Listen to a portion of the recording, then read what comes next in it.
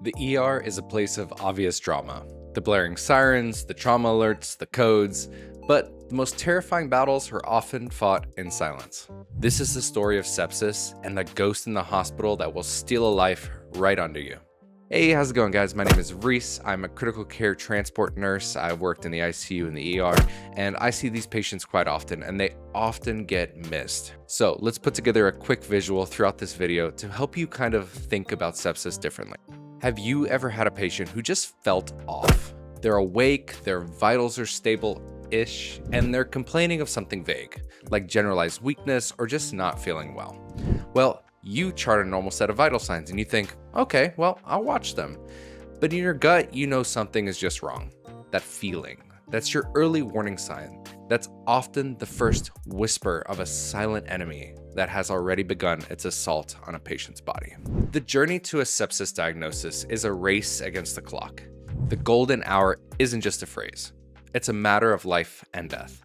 I know that sounds dramatic. Your challenge is to piece together a fragmented puzzle. A slight change in their mental status, or a rise in their respiratory rate, or a drop in their blood pressure, or maybe they're cold. I know that seems weird, right? Cold isn't something you typically assume with a sepsis patient, but you can get cold first before you get hot.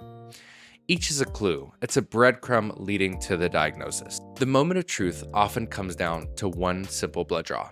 The lactate level. It's so quick. It's the key to a silent conversation that patient's cells are having when the number comes back high. It's a red flag, a stark, undeniable sign that the patient's cells are screaming for oxygen. This is the moment you have to act decisively. Pulling the trigger on that sepsis protocol, you need to do it. A broad spectrum antibiotic and fluid bolus is the first thing that we're going to do. It's a rapid fire sequence of interventions that feels like a chaotic scramble of just throwing everything at the board. But it's a meticulously planned battle, and you're the one in command. See, the truth is, the most heroic moments in critical care aren't the dramatic resus you see in the movies. They're quiet victories, the moment you trust your gut and piece together the little subtle signs and identify the ghost of sepsis before it takes hold. It's the race that you win, not just for the patient, but for the profession. It's a validation of your intuition and your gut feeling, and a testament to your vigilance as a nurse. So,